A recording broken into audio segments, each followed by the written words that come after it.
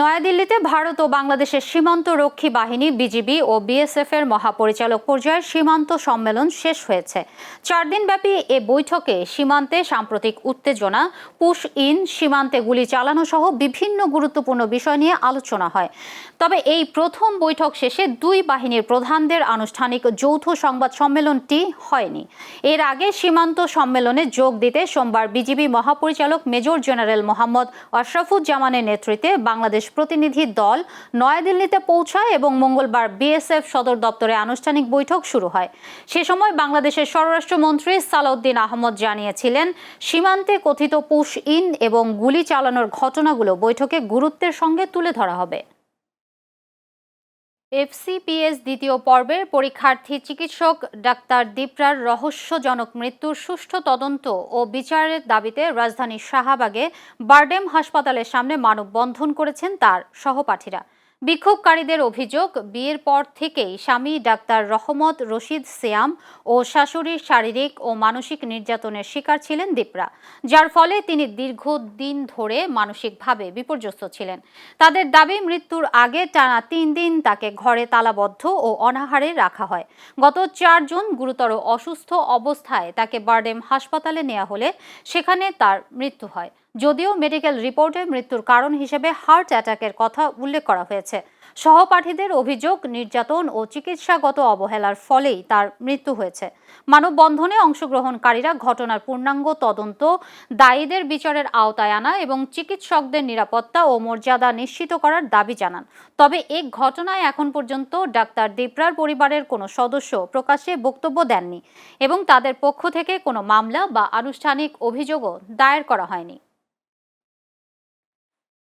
প্রস্তাবিত জাতীয় বাজেটে জনগণের প্রত্যাশার প্রতিফলন ঘটেছে বলে মন্তব্য করেছেন অর্থমন্ত্রী আমির খসরু মাহমুদ চৌধুরী। রাজধানীর ওসমানী স্মৃতি মিলনায়তনে অনুষ্ঠিত বাজেট পরবর্তী সংবাদ সম্মেলনে তিনি বলেন, দেশের সব শ্রেণী পেশার মানুষের প্রয়োজন ও স্বার্থ বিবেচনায় রেখেই এবারের বাজেট প্রণয়ন করা হয়েছে। অর্থমন্ত্রী জানান, সরকারের প্রধান লক্ষ্য হল মৌলিক নৈতিক ভিত্তির ওপর দেশ পরিচালনা করা এবং সেই লক্ষ্য সামনে রেখে ব্যবসায়িক ব্যয় কমিয়ে মূল্যস্ফীতি নিয়ন্ত্রণে আনার চেষ্টা করা হয়েছে। সম্পদের সীমাবদ্ধতার মধ্যেও বাজেট করা কঠিন ছিল বলেও এ সময় মন্তব্য করেন তিনি। সংবাদ সম্মেলনে অর্থমন্ত্রী বাজেটের বিভিন্ন দিক, সরকারের উন্নয়ন অগ্রাধিকার, কর্মসংস্থান, বিনিয়োগ বৃদ্ধি এবং অর্থনৈতিক চ্যালেঞ্জ মোকাবেলার কৌশল তুলে ধরেন। পাশাপাশি অর্থনীতিবিদ, ব্যবসায়ী মহল এবং সাধারণ মানুষের বিভিন্ন প্রশ্ন ও উদ্বেগের বিষয়ে সরকারের অবস্থান ব্যাখ্যা করেন। তিনি আশাবাদ ব্যক্ত করে বলেন, কার্যকর বাস্তবায়নের মাধ্যমে এই বাজেট দেশের অর্থনীতিকে আরও গতিশীল করবে এবং সাধারণ মানুষের জীবনমান উন্নয়নে ইতিবাচক ভূমিকা রাখবে। দীর্ঘ একটি ফ্যাসিস্ট রেজিম, তারপরে আবার একটা ইন্টেরিয়াম গভর্নমেন্ট, এই সময়টাতে বাজেটের সত্যিকার যে বাজেটের সত্যিকার যে কার্যক্রম, যেটা জনগণের চিন্তার প্রতিফলন ঘটার কথা, সেই বিষয়টা জনগণের ইচ্ছাই, জনগণের সম্মতিতে দেশ চালাতে হবে। বাংলাদেশে নতুন দায়িত্ব গ্রহণ করেছেন ভারতের নবনিযুক্ত হাই কমিশনার দীনেশ ত্রিবেদী। আজ দুপুরে স্ত্রী সহ পেট্রাপোল বেনাপোল সীমান্ত দিয়ে তিনি বাংলাদেশে প্রবেশ করেন। ঢাকায় পৌঁছালে তাকে স্বাগত জানান ভারতের ডেপুটি হাই কমিশনার পবন বড়ে।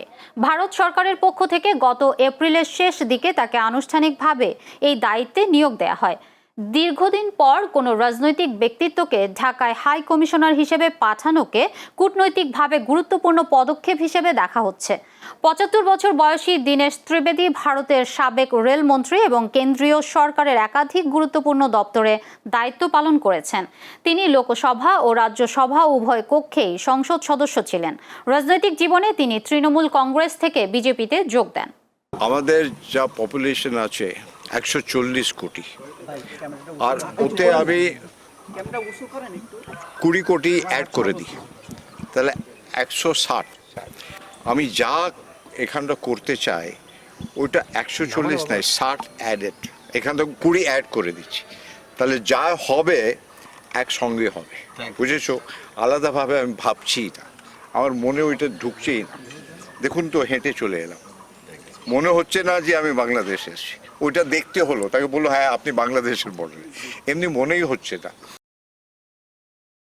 ইরানকে ঘিরে চলমান উত্তেজনার মধ্যে বড় ধরনের কূটনৈতিক মোড়ের ইঙ্গিত দিয়েছেন যুক্তরাষ্ট্রের প্রেসিডেন্ট ডোনাল্ড ট্রাম্প। তিনি দাবি করছেন আলোচনায় অগ্রগতি হওয়ায় ইরানের পূর্ব নির্ধারিত বিমান হামলা পরিকল্পনা বাতিল করা হয়েছে এবং দুই দেশের মধ্যে একটি চুক্তি প্রায় চূড়ান্ত পর্যায়ে পৌঁছেছে। ট্রাম্প বলেন, পারমাণবিক কর্মসূচি, যুদ্ধবিরতি এবং হরমুজ প্রণালী খোলা রাখার বিষয়ে সমঝোতার ভিত্তিতে ইউরোপে শীঘ্রই চুক্তি স্বাক্ষর হতে পারে। প্রস্তাবিত এই সমঝোতায় হরমুজ প্রণালী পুনরায় উন্মুক্ত করা, ইরানের পারমাণবিক কর্মসূচি নিয়ে নতুন 60 দিনের আলোচনা পর্ব শুরু এবং সাময়িক যুদ্ধবিরতি বাড়ানোর মতো শর্ত থাকতে পারে বলে জানা গেছে। ট্রাম্পের ভাষ্য অনুযায়ী যুক্তরাষ্ট্র, ইসরায়েল, সৌদি আরব সহ একাধিক আঞ্চলিক দেশ এ চুক্তির মূল কাঠামোয় সম্মতি দিয়েছে। তবে ইরানের পক্ষ থেকে বলা হয়েছে এখনো কোনো খসড়ায় চূড়ান্ত অনুমোদন দেয়নি তারা। ঠাকুরগাঁওয়ে শিক্ষার্থীদের মাঝে শিক্ষা উপকরণ বিতরণ অনুষ্ঠানে স্থানীয় সরকার, পল্লী উন্নয়ন ও সমবায় মন্ত্রী মির্জা ফখরুল ইসলাম আলমগীর বলেছেন, কোনো জাতির উন্নয়নের জন্য প্রয়োজন শিক্ষা, দক্ষতা এবং নিজস্ব প্রচেষ্টা।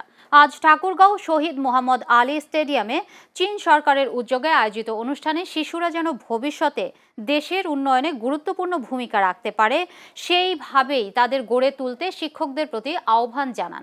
পাশাপাশি ঠাকুরগাঁওয়ে শিল্প কারখানা প্রতিষ্ঠার বিষয়ে বাংলাদেশে নিযুক্ত চীনের রাষ্ট্রদূতের সঙ্গে আলোচনা হয়েছে বলেও জানান মির্জা ফখরুল। অনুষ্ঠানে চীনের রাষ্ট্রদূত ইয়াও ওয়েন ও আগামীর ভবিষ্যতের বাংলাদেশ গড়তে শিশুদের শিক্ষা ব্যবস্থার উপর জোর দেন।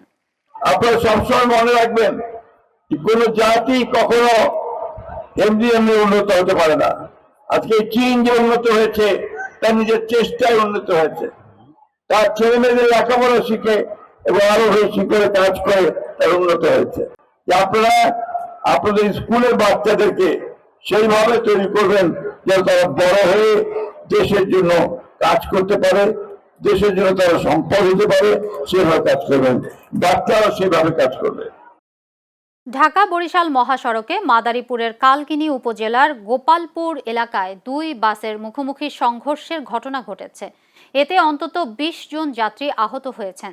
শুক্রবার সকালে এই দুর্ঘটনা ঘটে। স্থানীয়রা জানান, মাদারীপুর থেকে ছেড়ে আসা একটি লোকাল বাস গোপালপুর এলাকায় পৌঁছালে বিপরীত দিক থেকে আসা ইয়েস পরিবহনের একটি বাসের সঙ্গে মুখোমুখি সংঘর্ষ হয়। এতে দুই বাসের বেশ কয়েকজন যাত্রী আহত হন। স্থানীয়রা আহতদের উদ্ধার করে কালকিনি উপজেলা স্বাস্থ্য কমপ্লেক্সে নিয়ে যান। পরে হাসপাতালের কর্তৃপক্ষ আহতদের মধ্যে 3 জনের অবস্থা গুরুতর হওয়ায় উন্নত চিকিৎসার জন্য বরিশাল শেরে বাংলা মেডিকেল কলেজ হাসপাতালে রেফার করে।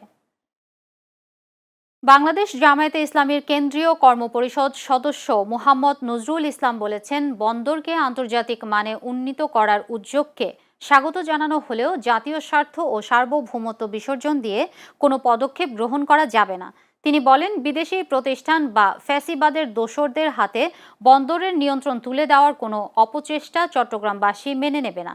বৃহস্পতিবার চট্টগ্রামে জামাল খান বাংলাদেশ শ্রমিক কল্যাণ ফেডারেশনের চট্টগ্রাম মহানগর কার্যালয়ে অনুষ্ঠিত ট্রেড ইউনিয়ন সম্মেলনে প্রধান অতিথির বক্তব্যে তিনি এসব কথা বলেন। ফেডারেশনের কেন্দ্রীয় সহ সাধারণ সম্পাদক SM লুৎফর রহমানের সভাপতিত্বে সম্মেলনে বক্তব্য রাখেন বাংলাদেশ রেলওয়ে এমপ্লয়িজ লীগের কেন্দ্রীয় সাধারণ সম্পাদক মনিরুল ইসলাম মজুমদার ও ফেডারেশনের মহানগর সাংগঠনিক সম্পাদক হামিদুল ইসলাম সহ অন্যান্যরা। ঢাকা জেলা ডিবি উত্তরের পৃথক বিশেষ অভিযানে ইয়াবা ও হেরোইন সহ মোট 7 জন মাদক কারবারিকে আটক করা হয়েছে। ঢাকা জেলা ডিবি উত্তরের অফিসার ইনচার্জ সাইদুল ইসলামের নেতৃত্বে বৃহস্পতিবার সন্ধ্যায় সাভারের আকরাইন সামাইর এলাকায় অভিযান চালিয়ে 50 পিস ইয়াবা ও নগদ অর্থসহ 1 জন মাদক কারবারিকে আটক করা হয়। পরে আশুলিয়ার নরসিংহপুর ও সাভারের আমিনবাজার এলাকা থেকে 250 পুরিয়া হেরোইন, 480 পিস ইয়াবা সহ 6 জনকে আটক করা হয়। পুলিশ জানায়, আটকদের কয়েকজনের বিরুদ্ধে একাধিক মাদক মামলা রয়েছে এবং তাদের বিরুদ্ধে থানায় মাদকদ্রব্য নিয়ন্ত্রণ আইনে মামলা দায়ের করে আদালতে পাঠানো হয়েছে।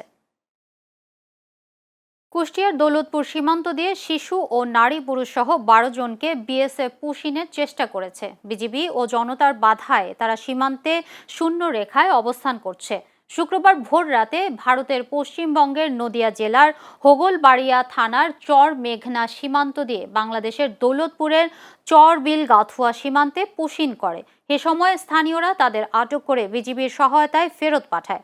বর্তমানে তারা শূন্য রেখায় অবস্থান করছে। কুষ্টিয়া বিজিবি ৪৭ ব্যাটালিয়নের অধিনায়ক লেফটেন্যান্ট কর্নেল রাশেদ কামাল রনি পুশিনের বিষয়টি নিশ্চিত করেছেন।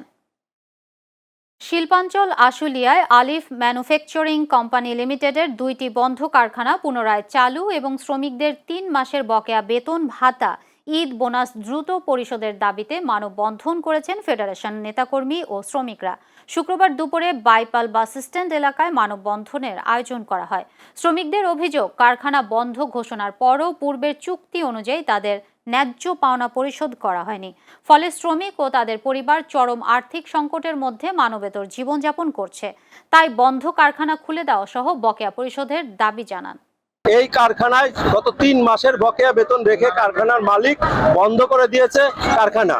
আমরা সেই শ্রমিকদের বকেয়া বেতন ভাতা পরিশোধের দাবিতে আমরা ইতিপূর্বেও বিভিন্ন কর্মসূচি করেছি, সরকারের বিভিন্ন দপ্তরে আমরা স্মারকলিপি দিয়েছি, কিন্তু কোনো সুরাহা পাই নাই।